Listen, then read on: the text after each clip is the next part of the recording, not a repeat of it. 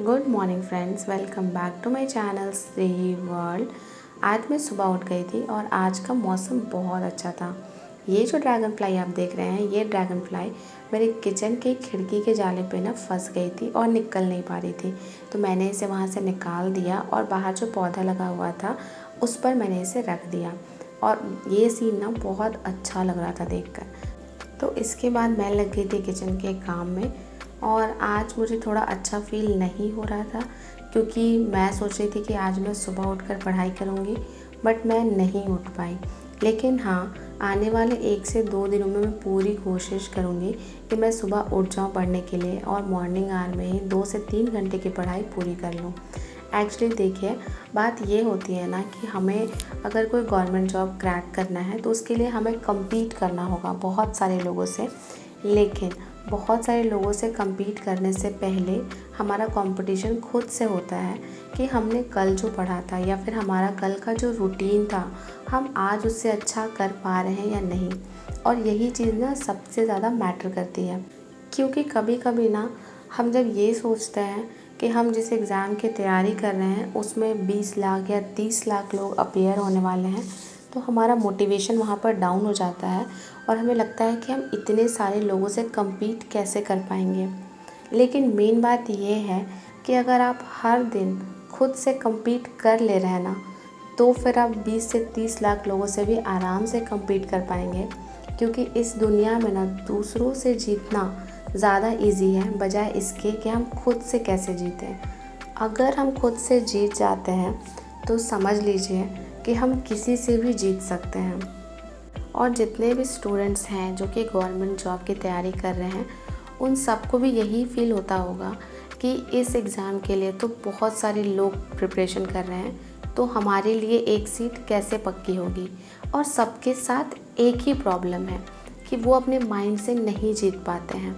हम हर दिन target set करते हैं कि हमें इतना पढ़ना है, 5 से 6 घंटे की पढ़ाई हर दिन करनी है, और अगर हम उसी में हर दिन फेल हो जा रहे हैं तो फिर समझिए कि एग्ज़ाम में हमारा फेल होना तय है। मैं बस ये सोचती हूँ कि मुझे फोकस दूसरों पर नहीं करना है कि दूसरे क्या कर रहे हैं अपनी लाइफ में, क्या नहीं कर रहे हैं। मैं बस ये सोचती हूँ कि हर दिन मैं अपना बेस्ट वर्जन बन सकूँ। जितना भी मेरे पास टाइम अवेलेबल है मैं उसी में पढ़ाई कर सकूँ। अगर इतना पढ़ने के बाद कोई जॉब मेरी निकल जाती है तो बहुत अच्छा है। और आपको भी यही सोचना चाहिए। अगर आप लॉन्ग टर्म का सोचेंगे ना कि हर स्टूडेंट 10 घंटा पढ़ रहा है, 12 घंटा पढ़ रहा है, तो मुझे भी उतना पढ़ना चाहिए हर दिन, तो फिर आप डीमोटिवेट हो जाइएगा और आप 1 घंटे भी नहीं पढ़ पाइएगा। तो इसीलिए अगर आपको अपना मोटिवेशन लेवल बनाए रखना है तो आप केवल 1 दिन का सोचिए कि आपके पास आज का दिन है, इस दिन को कैसे अच्छा बनाना है। और पता है सबसे बड़ा फन फैक्ट क्या है कि अगर आप अपने हर दिन को अच्छा बना लेते हैं ना, तो आपका फ्यूचर अपने आप अच्छा हो जाएगा। इसीलिए कहा जाता है कि take care of your present, future will take care of itself. मतलब अगर हम अपने प्रेजेंट का बहुत अच्छे से ध्यान रखते हैं तो फ्यूचर अपना ध्यान खुद ब खुद रख लेगा। और हमारी प्रॉब्लम क्या है कि हमारे पास जो प्रेजेंट है उसको हम बहुत अच्छे से बर्बाद करते हैं। मीन्स कि हर दिन सोचते हैं कल पढ़ेंगे कल पढ़ेंगे, और चिंता किसकी करते हैं? फ्यूचर की। हमें उल्टा करना है, हमें चिंता प्रेजेंट की करना है कि आज हमारे पास 1 दिन है तो आज कैसे बेहतर बने, आज कैसे अच्छा परफॉर्म करें। और जिस दिन हम प्रेजेंट पे फोकस करने लग जाएंगे ना, उसी दिन से आपका फ्यूचर का डर जो है वो धीरे धीरे ख़त्म होने लग जाएगा। अब आप ये सोचेंगे कि हम प्रेजेंट पे फोकस कैसे कर सकते हैं, तो बस आप हर दिन अपना देखें। जैसे कल का दिन आपने बताया था, तो आप देखिए कि कल के दिन में आपने ऐसा कौन सा एक काम किया था जो कि आपके करियर को सपोर्ट करता हो। अगर आपने कोई भी ऐसा काम नहीं किया था तो आज से वो काम करना शुरू कर दीजिए।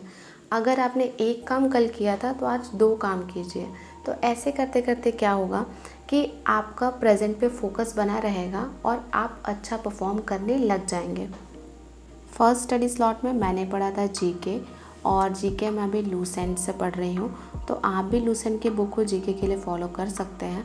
बहुत कुछ डेप्थ में दिया हुआ है। मुझे नहीं पता कि मैं इस पूरे बुक को कंप्लीट कर पाऊँगी या नहीं, बट हाँ, मैं कोशिश पूरी करूँगी इस बुक को कंप्लीट करने की।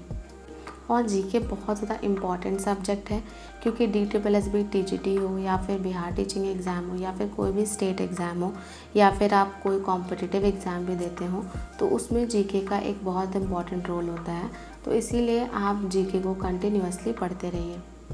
बीच में मैंने थोड़ा सा रेस्ट किया था, क्योंकि सुबह से काम करने के बाद मैंने 2 घंटे की पढ़ाई करी और उसके बाद फिर मैंने थोड़ा रेस्ट किया। और अभी मैं पढ़ूँगी इंग्लिश। आप हर दिन मुझे देखते होंगे कि मैं इंग्लिश की शुरुआत वोकैब से करती हूँ, बट आज मैं वोकैब से नहीं कर रही हूँ। आज मैं शुरू कर रही हूँ इंग्लिश में ग्रामर पढ़ना, क्योंकि ग्रामर भी इम्पॉर्टेंट है।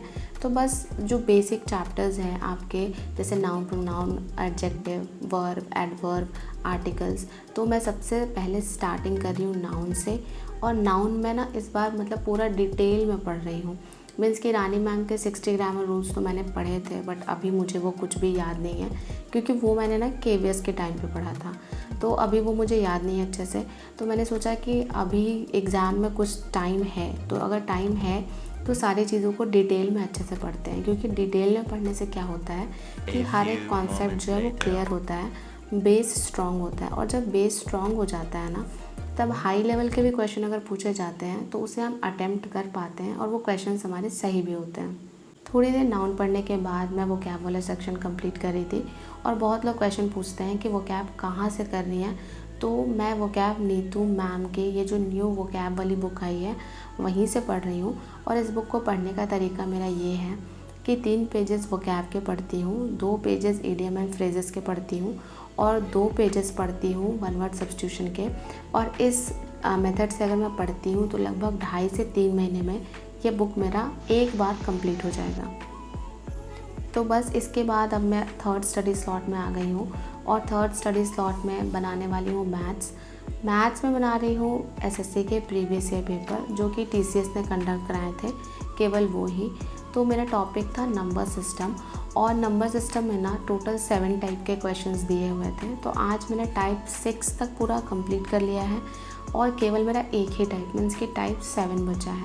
टाइप 7 में भी ना केवल 24 क्वेश्चंस हैं, जो कि मैं कल कर लूँगी। और इस तरह से SSC के प्रीवियस ईयर का एक टॉपिक जो है मेरा नंबर सिस्टम, वो कंप्लीट हो जाएगा।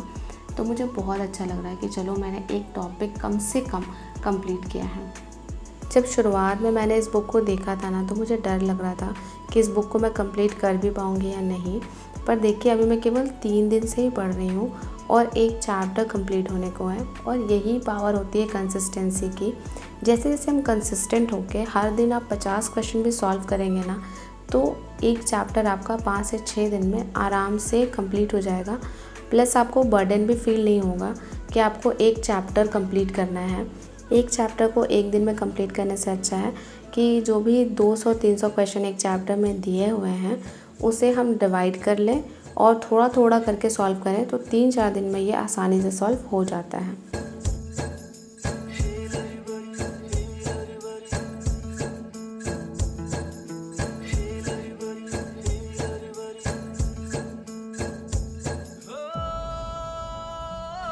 फाइनली मेरा थर्ड स्टडी स्लॉट भी कंप्लीट हो गया है और अभी शाम के 6 बज रहे थे, तो मैंने सोचा कि चलो छत पर जाते हैं और थोड़ा सा फ्रेश हो जाते हैं। रूम में बैठकर पढ़ते पढ़ते मुझे थोड़ा लग रहा था कि मुझे छत पर जाना चाहिए। और अभी ना नवादा में मौसम बहुत औसम है, मतलब 2-3 दिनों से ना मौसम ऐसा है कि मैं बहुत ज़्यादा मौसम को एंजॉय कर रही हूँ।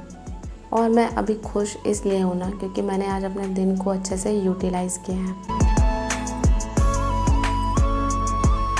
हे फ्रेंड्स, शाम के 6:30 बज गए हैं और अब मैं अपना नेक्स्ट स्टडी स्लॉट शुरू करने जा रही हूँ। नेक्स्ट स्टडी स्लॉट में मैं रीजनिंग पढ़ूंगी। तो रीजनिंग में इस बेसिस पे पढ़ रही हूँ, जैसे कल मैंने एक सेट बनाया था, तो उसमें मेरे जो क्वेश्चन रीजनिंग के गलत हुए थे उन पे मैं पहले ध्यान दूंगी और उन टॉपिक्स को पहले कंप्लीट करूँगी। तो जैसे ब्लड रिलेशन का भी 2-3 क्वेश्चन था, बट एक क्वेश्चन मेरा ब्लड रिलेशन का भी गलत हुआ था, जो उस टाइप का होता है ना, A/B मीन्स कि A is the father of B, वो वाला मेरा एक रॉन्ग हो गया था। तो पहले मैं सोच रही हूँ कि उसके 50 क्वेश्चन आज सॉल्व कर लेती हूँ, तो इससे क्या होगा कि उस पर मेरा कमांड हो जाएगा। और 50 क्वेश्चंस मैं सॉल्व करूँगी यूट्यूब से ही। और जिस टीचर से सॉल्व करने वाली हूँ वो है तो बैंकिंग के टीचर, बट वो रीजनिंग बहुत अच्छा पढ़ाते हैं, अंकुश लांबा सर। तो उन्हीं से मैं अभी ब्लड रिलेशन सीखूंगी भी और सॉल्व भी करूँगी। तो चलिए मैं अपने नेक्स्ट स्टडी स्लॉट की शुरुआत करती हूँ। कल मुझे ना एक कमेंट आया था जिसे पढ़ के मुझे बहुत बुरा फ़ील हुआ। एक मेरी सब्सक्राइबर्स थी, उन्होंने लिखा था कि वो जब पढ़ाई करते हैं तो उनके ससुराल वाले उनको सपोर्ट नहीं करते। साथ ही साथ उनके जो हस्बैंड हैं वो यही कहते हैं कि तुम पढ़ के क्या करोगी, तुम्हें तो एग्ज़ाम में फ़ेल ही होना है। तो ना ऐसे में बहुत बुरा लगता है कि शादी के बाद लड़कियों की कंडीशन ऐसी हो जाती है कि अपने ही करियर को परस्यू करने के लिए दूसरों से इजाज़त मांगनी पड़ती है और दूसरे लोग केवल अपनी सेल्फ़ के लिए लड़कियों को पढ़ने नहीं देना चाहते हैं या फिर उनको बाहर नहीं निकलने देना चाहते हैं। और ये सब सुन के ना कभी कभी बहुत बुरा फ़ील होता है और लगता है कि अभी भी इंडिया में ऐसे बहुत सारे जगह हैं जहाँ पर अभी भी ये सारी चीज़ें हैं। जैसे अगर मैं अपने गाँव की ही बात कर लूँ ना, तो यहाँ पे तो लड़कियों की सिचुएशन बहुत ख़राब है। मीन्स कि जो यहाँ पर बेटियाँ हैं उनको भी बाहर जाने की इजाज़त नहीं है। तो कभी कभी ना मतलब लगता है कि क्या किया जाए ऐसा कि सबको बुद्धि आ जाए और सबको ये पता चल जाए कि एजुकेशन का हक दोनों को होता है। जितना लड़कों को होता है उतना ही लड़कियों को भी होता है। तो फाइनली मैंने अपना 4th स्टडी स्लॉट आज कंप्लीट किया है और रीजनिंग में मैंने लगभग 25 से 30 क्वेश्चन सॉल्व किए होंगे और फिर आ गई थी किचन का काम करने के लिए। और अगर आपको मेरा आज का व्लॉग अच्छा लगा हो तो लाइक कर दीजिए, चैनल पर नए हैं तो सब्सक्राइब कर दीजिए। इसी तरह के व्लॉग्स के साथ आपसे मिलती रहूँगी, आपकी लाइफ में पॉजिटिविटी ऐड करती रहूँगी। मिलते हैं नेक्स्ट व्लॉग में, तब तक के लिए अपना ध्यान रखिएगा। Bye bye and take care.